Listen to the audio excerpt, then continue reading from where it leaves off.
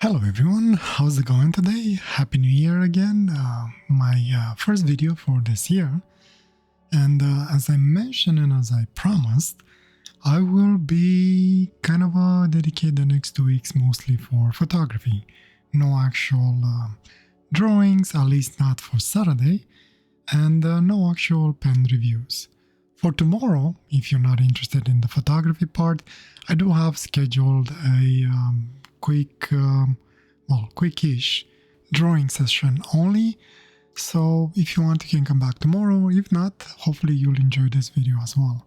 So what I was thinking to do, since photography actually takes a little bit longer to set up, especially if you're doing film photography. What I was planning to do is kind of separate the videos into 2, maybe 3 parts.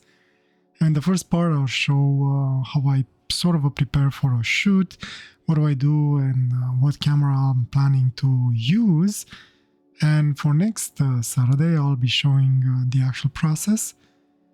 I still don't have a clear understanding on what I'm gonna do and how I'm gonna do it, but hopefully I'll come up with something. I do have a GoPro. I haven't really used this for a long time, so maybe this will be the perfect opportunity to use it. Unfortunately, I don't know how good the sound on this thing is, but we'll see, I guess.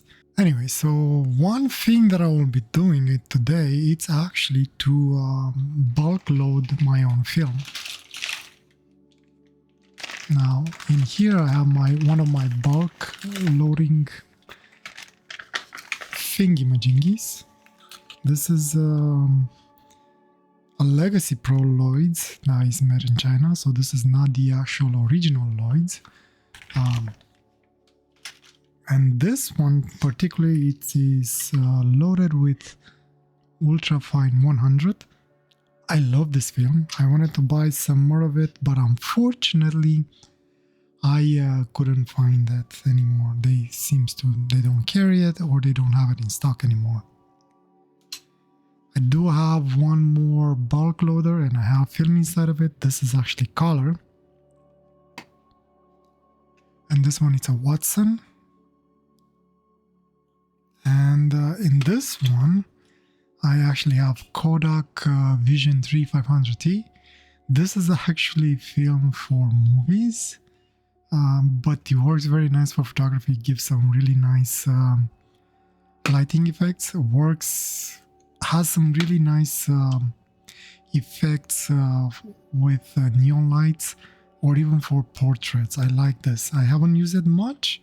I believe I only did one roll at one time, but I'm planning to use this sometime in the future, maybe in the summer, when I can actually go and walk at night without shivering too much. In the meantime, I'm just going to focus on the Ultrafine 100. Now, I know there are a lot of videos out there that show how to load or bulk load film. I'm not a professional by any means, but since I'm doing the photography series, I might as well just start with the beginning. So you can either buy the film and then you just drop it in your camera, or you can basically buy a bulk film and you put it inside this canister. Obviously, you have to do this in complete dark, so you can buy one of those portable things where you put everything inside, and then you're gonna have to do it like you're blindfolded, but it's really not easy, not complicated, I mean. And there are plenty of videos on how to show that. I'm just gonna show the process on how I'm doing it. The other thing you'll be needing, in case you're planning to do this, it's one of the reusable canisters. And in this case, I do have a metal one, and I used this before with this film. That's why I already have the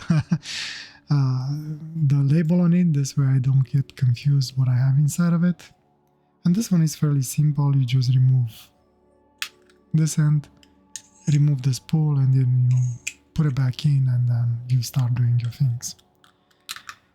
The other thing you would need, some scissors and Scotch tape. I use Scotch tape. A lot of photographers prefer to use gaffer tape, but Scotch tape does the job just as good. Now this one, it's a little bit more simple than the other bulk loader that I have. This one doesn't have a lock and open position.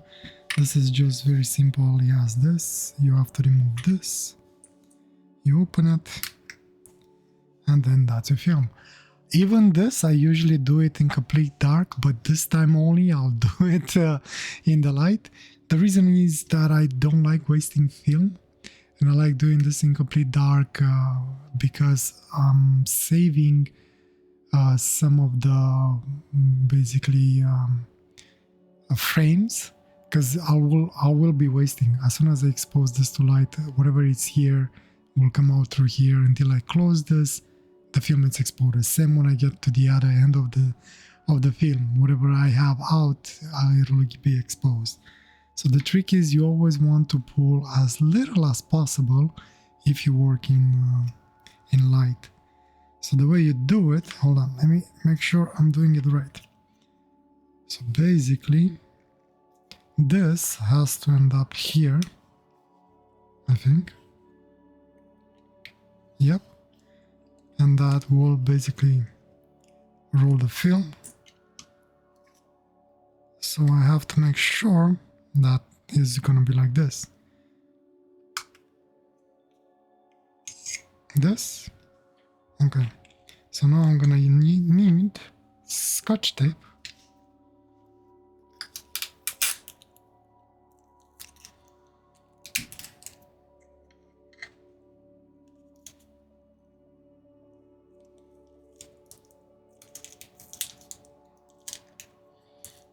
Okay. You have to pay attention how you put this on. You want to make sure that when you start loading it, it won't shift on you. So you kind of have to be straight on. It's kind of hard with the camera above. Hopefully I got it right.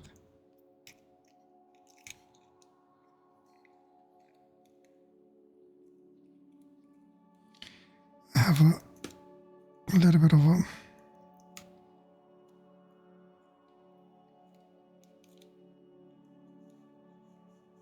Okay, now it's nice and smooth. Now, it has to be like this. Nicely in. Gotta put the cap on. This one, it's a little bit fiddly.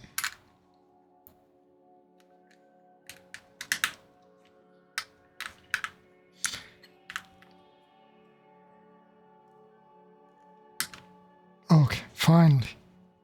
Nice. Now we put that in there. And make sure that this engages in there. Perfect. Now we can... Never mind, I forgot we have this part in here. Okay, now I have to find a way.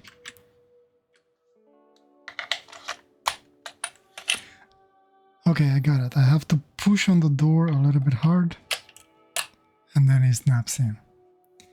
Okay, and now when you load it, you basically have like a small chart. It's not very accurate, but it definitely helps. So if you want 36 exposure, you'd maybe turn it 30 times. I usually do it about 33 times because I will be exposing some of the film when I'm removing it. So now you start counting. 1, 2,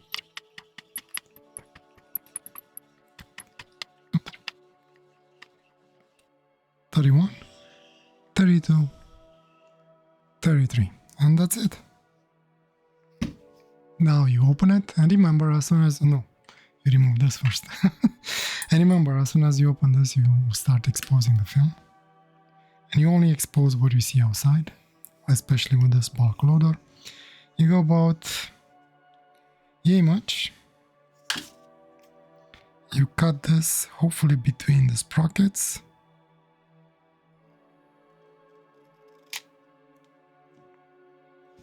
You close this, put this back, and you're pretty much done loading your film.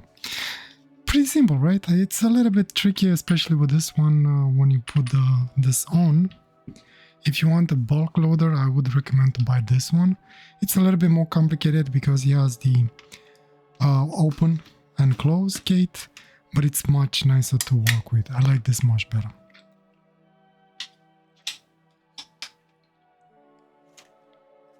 And once you're done, I usually like to keep this again because I always do it in the dark. I keep it in the bags, and I keep the film actually in the fridge. I only take it out in the morning before preparing to bulk load the film. This way I give a chance to the film to get to the room temperature. So this way you don't load it when it's cold. Otherwise it will fog and create moisture inside, and I'm not sure it's that very good for the film. By the way, usually when you buy the bulk film, it comes in this kind of a case and usually sits on one of these sprockets. And that's what goes inside the bulk film and keeps it centered in the bulk loader. Now I just keep it for, well, my reusable cartridges. And we're done. We're not done yet with actually basically preparing the film. There's one more step that needs to be done, and I'll explain it after I introduce the camera. You're still gonna need this. So the camera that I was planning to use is basically this beautiful thing. The Asahi Pentax Spotmatic. One of the most iconic cameras or film cameras of its time. This is actually an M42 mount. It's not a PK mount. And yeah, I got this camera for almost nothing, like 20 or 30 Canadian dollars, about 10-15 years ago, a long time ago. And back then when I bought it from camera store Henry's in Canada. I don't know if anybody knows about them from US or from other parts of the world, but in Canada they're very well known and famous. And basically in Mississauga or somewhere in there, they have a store that it's only for used gear, and they used to have a bunch of film cameras. That's what I basically got my collection from when they were nothing and they were selling for nothing, because film was, well, dying and nobody was using it and everybody was getting rid of the cameras. And this beautiful thing back then when I got it was in almost perfect condition. He had some scratches and all that, but still in very beautiful condition, and the weight of it, like full brass machine. I love it. And and I literally got it for nothing. Without lens. I bought it without the lens. And nowadays, yeah, good luck finding one for 20-30 bucks. About 3-4 years ago, I also sent it to some TLC, someone in US. I forgot their name, but yeah, they do okay job. They actually did a pretty good job on the camera. I sent to them another camera that unfortunately they dinged it. I have a ding on it and I'm pissed off because that's a better camera than this, and I love that camera more than this one. Hold on, I'll be right back actually. This was the camera, Pentax MX. This is another iconic camera from Pentax, and this one was in mint condition until they shipped it back, and they didn't pack it well, and it got damaged in shipping. I was furious, but anyway, that's a story for another day. Anyway, sorry, I got carried away. So going back to the Asahi Pentax Spotmatic, this is a beautiful camera. I love it. And for the lens, I will be using a Russian lens, and don't shoot me down. I had this lens for years and years before what's happening there now, so I'm not promoting anything. I'm just showing the gear that I already have and I'm using. So this is basically an Industar 61L, I believe, 3MC. And this is actually a macro lens. It's a 2.8 50mm macro lens, but it's half size, not full size. So 1 divided by 2, not 1 to 1. And this is a beautiful lens. This basically has like aperture stop, So the idea is you focus, then you step it down where you need to, and you take the picture. I'll explain why on this camera. So, but I want to do the explanation before I load the film because I don't want to accidentally take a picture without realizing I'm taking one. So I usually use hand straps. I don't like neck straps. I hate neck straps. I don't like things around my neck. I love these things because there is always on my hand, and if I need to let it go, it will hold it quite nicely. These are actually quite strong. I never had any issues with them. I trust them. Anyway, going back to the lens, this, like I mentioned, this is a beautiful lens. The focusing goes from like it literally goes 180. It goes from there all the way to infinity. So it's your focusing distance is less than 0.1 meters. This is the lens that gives you the star pattern. One of my previous drawings, I showed a picture that I used it as a inspiration, and I showed you the star pattern that it does. This is the lens, and I love it for macro photography, especially for nature like plants, leaves and things like that. I love it. Hopefully we'll get good results this time. And the stop for this is basically, as mentioned, this is an M42 mount. And usually these lenses, they have like a small pin in here that the camera actuates when it's taking the picture. But these old lenses, they don't have the pin. Hold on, I'll go grab a lens that has the pin. Okay, so this is another, again, don't shoot me down. I already had this lenses way before. This is a Helios 44M4. And again, M42 mount, and this one actually has the pin here, right? So this basically what it does, if I step down the aperture, let me see, can you see it? Okay, so if you look down the lens, if I press on that, that's what's going to basically actuate the aperture, right? So the idea is that you can easily focus, and then when you're ready to take the picture and you press on this, it will basically, okay, let me put it on bulb. It's much easier to see it. This thing on the bottom, it is going to move forward, press that pin, open the, basically step down the aperture as you take the picture. The idea is that you want to have it fully open because it's hard to focus through this when you have the aperture closed. And that's the idea for this lens, basically, right? So you set it where you want to be, you open it, you focus, then you step it down and you take the pictures. And you have to press on this, no, I have to be all the way where I was, press down, and then I can change again where my stop it will be.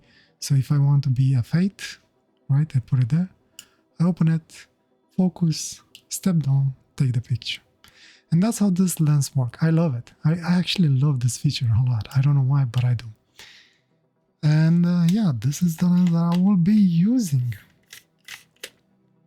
This is the lens, this is the camera. Now let me show you how to load it, in case you don't know already. Alright, so how do you load this thing into this thing? Well, first of all, if you bulk loaded your camera, you have to prepare this one to make sure it's gonna be going there. So, why?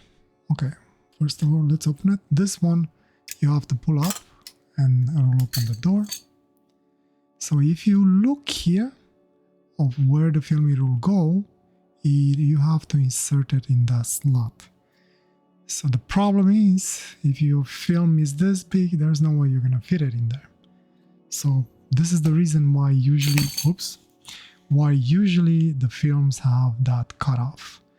So in order to do the cutoff, I usually like to do it as short as possible, but at the same time, you kind of want it to be rounded. You don't want to be sharp corners. I've seen situations, because once this one has a little bit of cut, it's very easy to just tear it apart. So if you do nice curve corners, you won't have the chance that when you pull, this will just rip inside the camera. You don't have to do anything specific. EA match in theory works nice, and you kind of go let's say like just above halfway, and you cut, and then you kind of go like this, and you also want to round off this corner a little bit, and that will do it.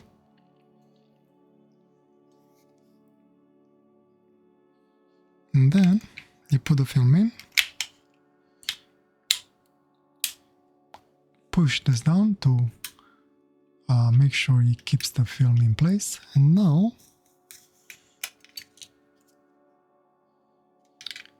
you have to insert it there and make sure the little wheels in there, they go on those sprocket holes. And then you start pulling slowly. It's gonna go inside out. I forgot that this one does this way. And because I don't like wasting films, what I usually do, I just go halfway. I know it's engaged, I know it's held by the sprockets, I double check that, and then I just close this. I've done this, don't let go of this, hold it. I've done this multiple times. So the idea is you half cock it basically, and you hold it there. And then you close this, and then you go all the way. And this moved, right? So that one was wasted. And then, and now you're ready to shoot. So if you've done this perfectly, the first, basically, filming, the first slide in here should be ready to go. If you haven't done it really perfectly, you only have like half of it. And you could get some interesting results if you really want to. I usually, what I do, because of I bulk load the film, what I usually do, the first shot and the last 2 shots on the film, I don't take pictures of things that I care much about. I actually reserve them for fun things, just trying something new. And if they come out, that's fine. If not, then not. At least I'm trying to not waste them. And yeah, this camera is ready to go on 0. I'm not gonna use the metering inside, so basically this camera, I'll be right back. Okay, I needed a coin. Basically, I do have a battery in here, but this battery has been there forever. That basically it's kind of died. So I haven't bought a new battery. I don't really need to use it. I'll be using something else to take light measurements. I don't have it with me. I'll show it to you when I'm actually going to be in the field. But yeah, I didn't end up buying batteries, and since I don't really need them, I don't think I'm gonna buy one, at least not now. The metering in the camera actually works very nice, not a problem with it. It's just I don't have battery.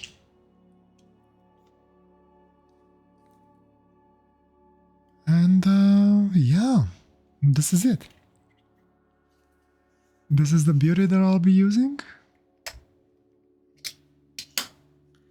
And the gear that I'll be having with me, well, first of all, I'll have to figure out how I'm going to use this. Unfortunately, this Spotmatic doesn't have a mounting, so I can put it on top of it. So I'll just have to take it out. On this one, actually, I have like, I can put like a macro lens or filter, so I can actually show what I'm going to take pictures of this with this. And that's how I'm going to use it.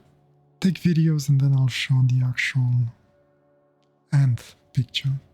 So I'm gonna have this.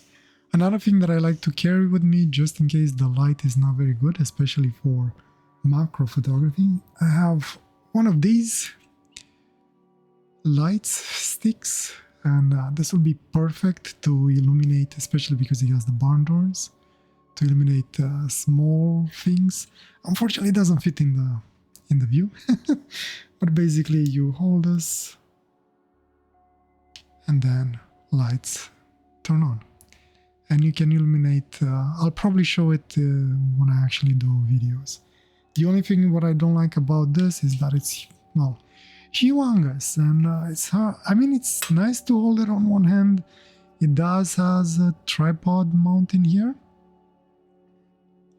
but this is heavy, and once you put it on tripod, it will be quite high, but still can be usable. The other thing that I will probably carry, so usually it's a toss between that or this. This is much smaller, much easier to use. I can change the batteries on the go.